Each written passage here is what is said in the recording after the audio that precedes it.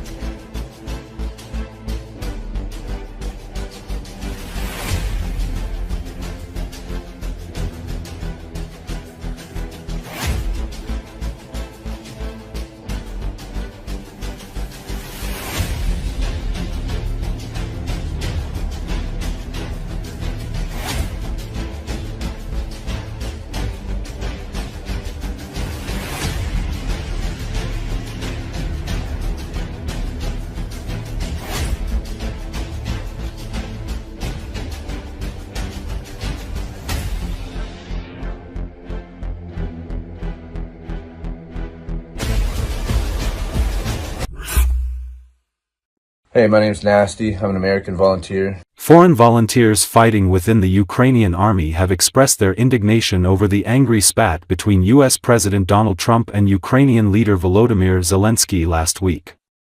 In a video posted on social media, a day after the disastrous White House meeting, a U.S. national fighting for Ukraine described Trump's words voiced in Oval Office as Russian propaganda coming from the mouth of the American president.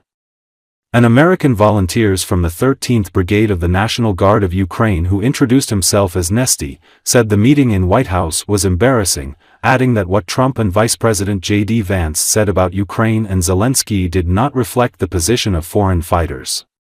Commenting on Vance's allegations that Ukraine had difficulty in conscripting manpower to army, the soldier explained that there are people from 58 countries from all over the world joining Ukrainian army. Thousands of people flocked from all over the world. Hundreds of thousands of Ukrainian people are currently signing up for war in Ukraine, the volunteer said, adding that Trump is painting a negative picture. This is basically a Russian propaganda, the soldier said.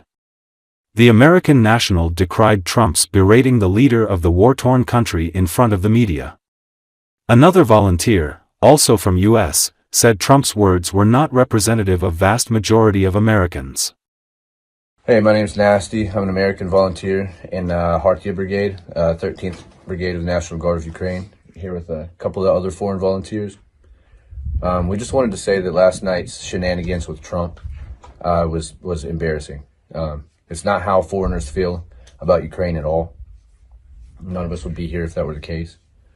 There are foreigners come here to fight from all over the world. Not only was what he said rude as fuck, but is full of falsehoods. You know, to say that it's Ukraine's fault, that basically to make it sound like Zelensky's playing a game by saying, "Oh, you don't hold the cards." I thought that was very admirable of Zelensky to say, "Well, we're not playing a card game. It's not a game." And to say that there's a shortage of people fighting here, that's not true at all. There are people here from 58 countries. Thousands of people flocked from all over the world, in addition to the hundreds of thousands of Ukrainian soldiers currently fighting. There are people signing up every day. He's painting a really shitty picture that's just bolstering Russian confidence. It's basically Russian propaganda out of the mouth of an American president. It's shameful. I voted for that man 2 times.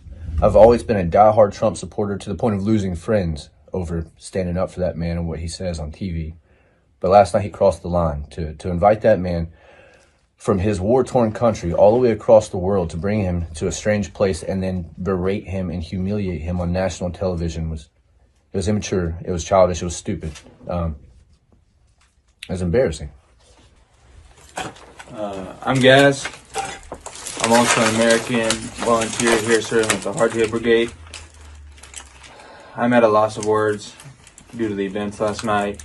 It was a very unfortunate and unprofessional showing of what us Americans like to portray ourselves as to the rest of the world. All I can say is that the words that were exchanged were not representative of the vast majority of Americans. Although I know that many Americans are opposing funding, etc., at the end of the day, all they want to do, just like me and Nasty here, is help the Ukrainian people.